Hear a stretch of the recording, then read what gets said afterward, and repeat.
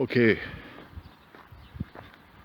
I'm going to offer some thoughts on what happened at the Oval Office between Trump, Zelensky and Vance. It should be taken into account that these three statesmen, are actors as well. They've all had their stints on TV shows. It should also be taken into account that some people weren't sure if this was a piss take, as in someone slapped together a clip with AI. And that's another thing now. We don't know what's real and what's a complete fabrication. But as I say, do bear in mind that these are actors. Right. The Oval Office, it looked very cramped. It didn't look like a comfortable place in that video, which ran to about 50 minutes. I watched the full video last night. But yeah, it looked cramped with people, journalists, representatives and all the rest. And the seating arrangements didn't look comfortable. Trump and Zelensky were sitting on the edge of their respective armchairs. And I don't know if that's intended, the idea that they're on the edge of their seats, they're constantly active, they're proactive. They never sit back and relax. They're always trying to serve the people, to serve just causes. But if you're sitting on the edge of an armchair for over 3/4 of an hour, I'm sure they were there for longer than that, it's not very comfortable. And if you're like Trump, you're 80 years old or whatever, that's a long time to be sitting in that position. Yeah, what else? Oh yeah, as well as that, so you have Trump and Zelensky, they're facing the journalists and the representatives. You might hear a dog barking. A border collie, a very fluffy one. Extra fluffy because it's 1 degree Celsius here this morning. Anyway, the seating arrangements, they're facing, Trump and Zelensky are facing the journalists and representatives, and you've got Vance sitting to the side. So Vance is in a very decent position in that he only has to look to his left and he can see all the journalists, and then if he flicks his eyes to the right, he can see Trump and Zelensky. In fact, he just has to look straight ahead at Trump and Zelensky. He's got a side view of them. Whereas Zelensky and Trump are facing the journalists, but to see Vance, for example, they'd have to turn their heads a bit. So Vance is in a very good position. He has a good vantage point, dare I say. And I'll get into Vance in a bit. Just let this car pass.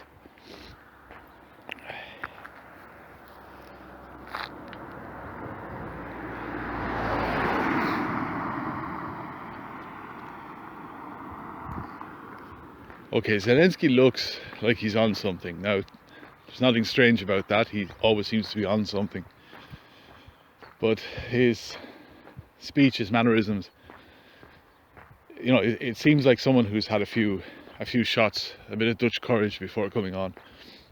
Maybe he's had something a bit stronger than that, but he never seems clean. He never seems sober. He seems very oily, and he's wearing his usual outfit, his Action Man outfit, and he's already been sneered at by Trump prior to this sit down. Trump has a poke at him, saying he got all dressed up. And then I didn't notice, going by the clips I saw, I thought that the journalist who asked him, I think it was the journalist who asked him if he had a suit, if Zelensky had a suit, I thought that came at the very end, you know, after the meeting had more or less broken down. And I presumed it was asked in order to simmer down tensions or to add a bit of levity to proceedings. But no, that question came a good bit before the end. It came before the aggression started. So I think that could have been a catalyst. Zelensky didn't seem happy being sneered at about his attire, and yeah, I would say that was where it might not have been. Maybe things would have broken down anyway, because it just didn't look like a comfortable scenario. Zelensky was trying to control everything. He interrupted Trump a few times, and he was using the meeting more or less to paint Putin and the Russians in a very bad way, which contrasted with the idea of Trump talking about peace. So you could see that between Trump and Zelensky, they were trying to get one over on each other, and Zelensky seemed the more aggressive. And I think this is where VANCE stepped in and took on Zelensky and started talking about the forced conscriptions, etc.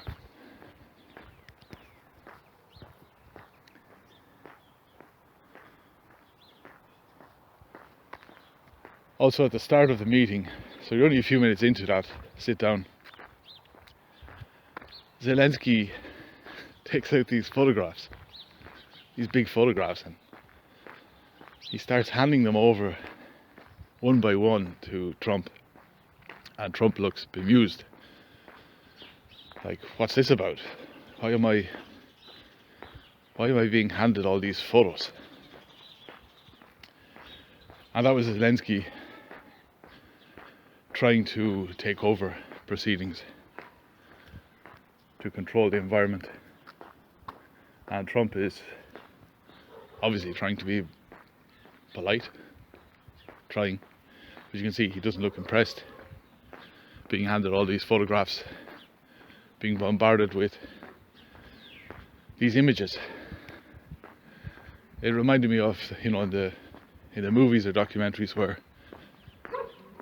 you've got a suspect and the police are sure he murdered a family, butchered them in their own house or something, and the police start, you know, throwing down these photos on the desk of gruesome images of the slain members of a family. That's what it seemed like.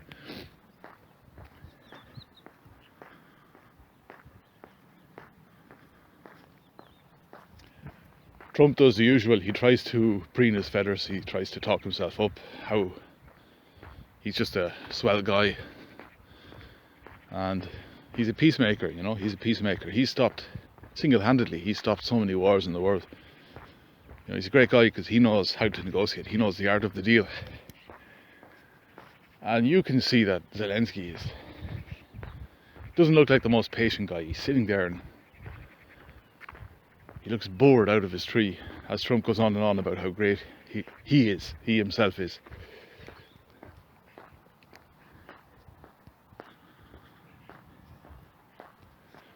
Although they're talking about peace, the idea of peace, you can see that nothing really has been agreed. This whole thing about peace is all for the cameras, but the nuts and bolts have not been discussed. Nothing has been discussed, really. That's my impression. And so there's a lot of tension since nothing has really been agreed. Neither Zelensky nor Trump wants to bring it in a certain direction, I would say. Or should I say, neither one wants the other to bring it in a certain direction.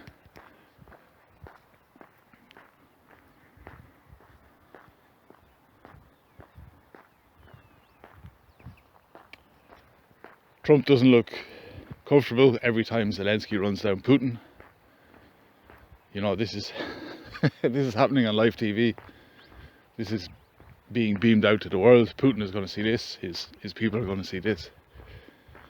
And you know, it's not a very good idea when this is the guy and these are the people that you're going to negotiate with.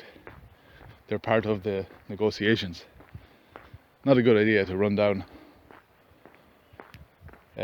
those people. Even if you've got a point, maybe they have broken agreements, maybe they have been very aggressive. But if you really want peace, if you really want to end the war, then that rhetoric has to take a back seat.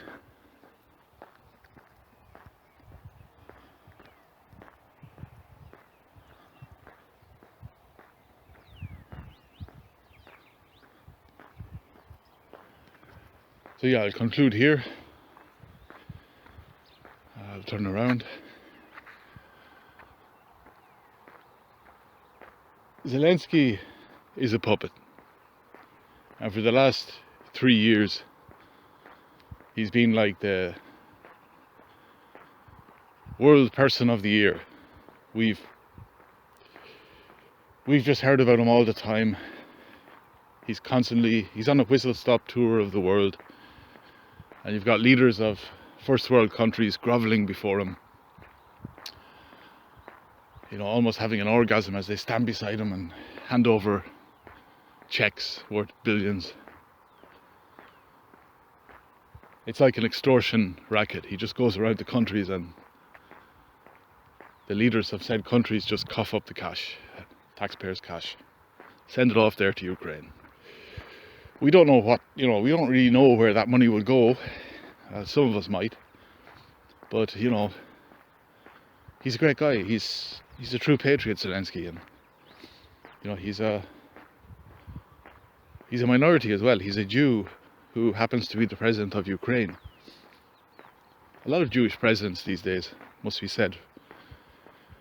For such a, you know, we're told it's such a small population of the total world population, and yet they really punch above their weight, don't they? So many presidents now of countries are Jews. Even the president of Mexico is a Jew, and I think it's like 0.000 something percent of the population. It's a sort of supremacy, you could say. Sort of supremacy. But yeah, Zelensky's a puppet, and he's been bankrolled. Trump is a puppet. He's able to bark, etc., but I think he's still a puppet. You know, when Netanyahu comes to town, Trump will become his waiter. You know, he'll push in his chair for him, make sure he's nice and cozy there at the table before he himself sits down. They're puppets. But in the case of Zelensky, I believe that the last number of years, you know, all the reverence that's been shown to him by scrupulous leaders, all the money he's hoovered up. He may have hoovered up a lot of white dust as well, but I believe that he now thinks that he is something special, and he is making big decisions. The puppet has become, in his mind, the puppet master. However, it could be said that he's on borrowed time. Eventually, he'll be considered redundant, and someone else will take his place. I'll leave it there. Strange times. A strange video. And it shows you that even though there's a lot of acting, a lot of playing for the gallery, something is happening in the world. There is a divide. And it'll be interesting to see how it plays out in all its myriad ways.